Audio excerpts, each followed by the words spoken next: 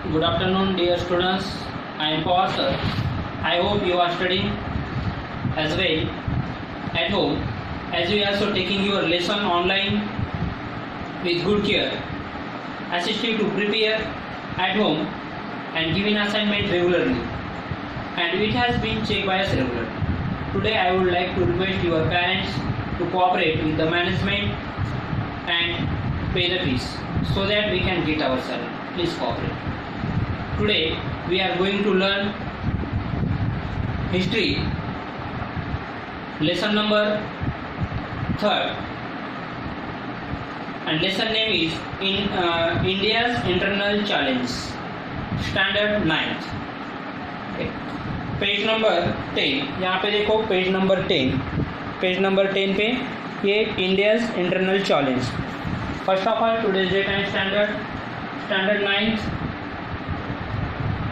Today's date 7 September 2020. Subject history.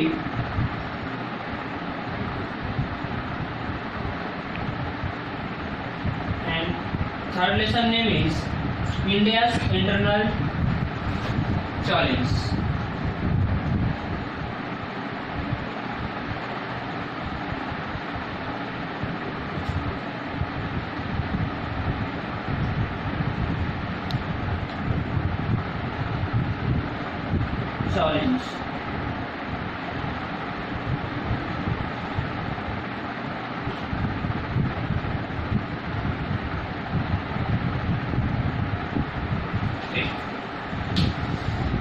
अब देखते हैं इंडिया से इंटरनल मतलब क्या, इंडिया के अंदर जो इंडिया का एरिया है उसके अंदर जो भी स्टेट है इंडिया के अंदर में क्या क्या प्रॉब्लम चल रहा था, गवर्नमेंट उसको कैसा फेस कर रहा था, इसके बारे में हम क्या करने वाले, स्टडी करने वाले.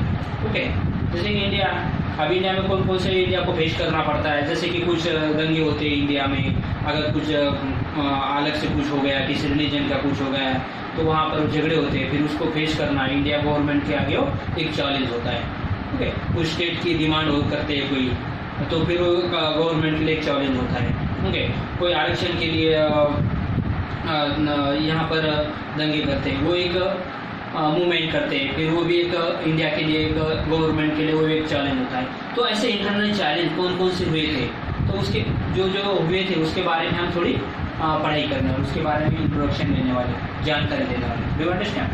Look at the text book and listen carefully. In this chapter we are going to learn about some internal challenges that India faced. We shall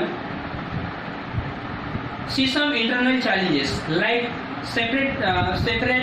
separatist movements, issues of the Northeast India, Naxalism, communalism and regionalism. तो देखिए हम naxalism, communalism and religionism North East में ज़्यादा करके ये नक्सलिज्म था, separatism movement थी.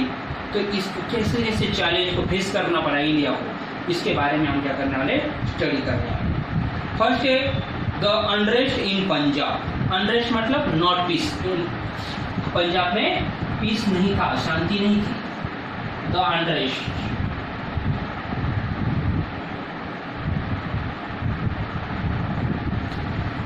in Punjab.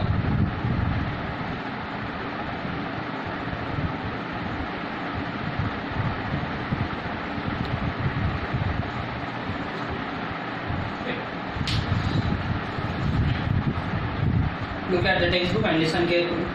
Akali Dal was the major political party in Punjab in 1973. 1973 में एक पंजाब में एक पार्टी थी और उसका ही वहाँ पर गवर्नमेंट चल रहा था. वो कौन सी पार्टी थी, फिर अकाली दल करके थी. और कब से वहाँ पर उसके पॉलिटिकल्स चल रहे थे, मेजर पॉलिटिकल पार्टी वो 1973 से.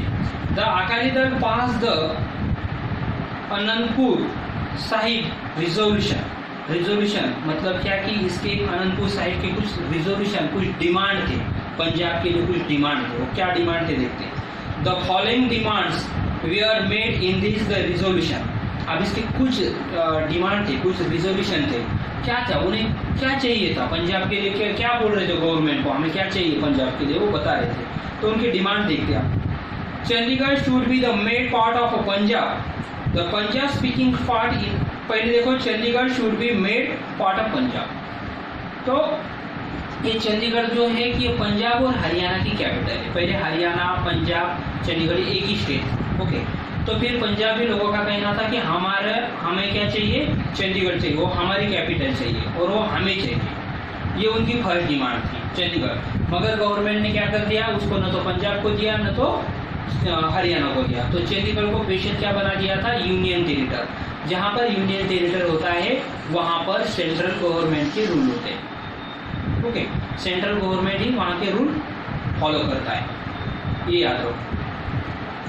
तो यूनियन टेरिटरी आगे कितने हैं, 9 यूनियन टेरिटरी, और स्टेट कितने, 28।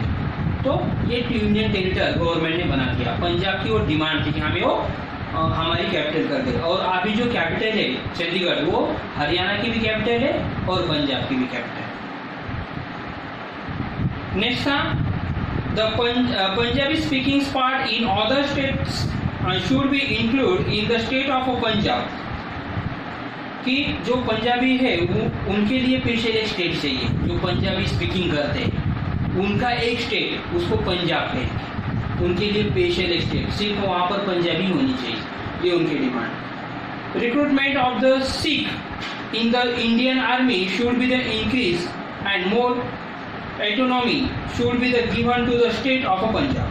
और उनका कहना था कि इंडियन आर्मी में ज़्यादा करके किसको इंक्रीज होनी चाहिए, सिख आर्मी के ज़्यादा से इंक्रीज होना चाहिए, एक उनकी डिमांड है। Give to the state of Punjab के लिए, तो पंजाब में जो भी आर्मी रहेंगे वहाँ पर ज़्यादा करके सिख के भी इंक्रीज होने चाहिए, ज़्यादा से ज़्यादा army. Akali Dal came to the power in Punjab in 1970, और 1977 में अकाली दल जो भी था उसका पावर आया फिर कब, 1977 में वो पावर में वो पार्टी पावर में आ गई, उसके पास पावर आ गया था। While taking charge, they asked for a large share of a river water for Punjab. और देखो पंजाब में से बहुत सारे रिवर फ्लो होती थी। ओके, तो पंजाब का कहना था कि उनका जो वाटर का जो रिवर है उनका वाटर ज़्यादा से ज़्यादा किसको होना चाहिए, पंजाब को होना चाहिए, ये उनकी डिमांड थी गवर्नमेंट के सामने। तो वहाँ पर रिवर कौन कौन सी फ्लो होती थी, सतलज, चिनाब, रावी, बियास, झेलम, ये 5 रिवर पंजाब में से फ्लो करती है, वहाँ से फ्लो होती है, और वहाँ से फ्लो होकर वो पाकिस्तान में जाती है, और पाकिस्तान में से फिर जाकर वो अरेबियन सी को जाकर मीट होती है। तो उनका कहना था कि उसका ज़्यादा से ज़्यादा वाटर हमें चाहिए। Holy city status for the Amritsar etcetera, और उनका कहना था कि होली सिटी का स्टेटस किसको दो, अमृतसर को। तो होली सिटी किसी को नहीं मिलती, ये बहुत कम सिटी को मिलती है जहाँ पर ज़्यादा धार्मिक होती है, उस सिटी को ज़्यादा करके होली सिटी का नेम दिया जाता है। जैसे कि वाराणसी, काशी, इनको होली सिटी का स्टेटस दिया है। तो उनकी डिमांड थी कि अमृतसर को भी होली सिटी का स्टेटस दो। Along with their old demand, ये सब उनकी क्या थी, पुरानी डिमांड थी। इन 1980 the movements for the independent Khalistan, तो उनका कहना था कि 1980 तक उनकी जो मूवमेंट चल रही थी, तो उन्हें एक इंडिपेंडेंस, ये जो पंजाब है स्पेशल अलग एक कंट्री चाहिए, तो इंडिया में वो नहीं रहना चाहते थे, उनके जो उनका स्पेशल कंट्री चाहिए था, और उनको कंट्री का नेम बताया था खालिस्तान होना चाहिए, ऐसा वो डिमांड कर रहे थे। और उनको सपोर्ट भी उधर पाकिस्तान वाले कर रहे थे, पाकिस्तान का उसमें हाथ था। ओके, और ये उसमें घूम जा रहे थे, और खालिस्तान की वो डिमांड कर रहे थे पंजाब के लिए, पंजाब स्पेशल एक कंट्री होनी चाहिए करके। Took root in the Punjab during that the period. The leader of the Akali Dal was Sant Harcharan Singh Longowal. अब देखो उसके पीरियड, द लीडर कौन थे अकाली दल के, संत Harcharan Singh Longowal. He used to the direct is the activities form of the Golden Temple to the state protects. तो उन्होंने direct activities की थी गोल्डन टेम्पल स्टेट की प्रोटेक्ट के लिए। On the other side of the Golden Temple arm followers started the gathering around the स्टॉच Khalistan supporters Sant जर्नलिज्म जनरल सिंह भिंद्रनवाले। जनरल सिंह भिंद्रनवाले एक नेम था, तो वो भी उसको सपोर्टर कर रहे थे, वो खालिस्तान के लिए। वो एक इंसान था, वो टेररिस्ट के जैसा वहाँ पे वर्क करता था, और उसके पीछे बहुत सारे लोग थे, उसके पीछे भिंद्रनवाले के पीछे। इसका बहुत बड़ा हाथ था वो खालिस्तान बनाने के लिए पंजाब का। वो एक टेररिस्ट था, और उसके पीछे ज़्यादा से ज़्यादा उसके लोग भी उसके पीछे, उसके साथ वाले बहुत लोग थे। During that period, terrorist activities that began, Bhindranwale was arrested in the 1981, और इसको एक टेररिस्ट करके 1981 में गवर्नमेंट इसको अरेस्ट कर लिया था। क्यों अरेस्ट कर लिया था? क्या उसका रीजन था? Accused of the murder of a newspaper editor Lala Jagannath